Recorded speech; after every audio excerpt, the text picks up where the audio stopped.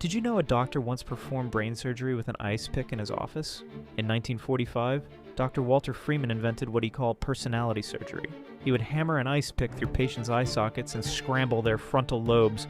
No anesthesia, no operating room, just 10 minutes in his office. Freeman believed he was curing mental illness. Instead, he was destroying minds. He lobotomized over 3,000 people, children as young as 4, housewives who were too emotional, anyone families found inconvenient. Freeman traveled the country in a van he called the Lobotomobile, performing mass lobotomies at state hospitals. One of his victims was Rosemary Kennedy, JFK's sister. After Freeman finished with her, she had the mental capacity of a toddler. Patient after patient went from vibrant human beings to hollow shells, yet Freeman kept going.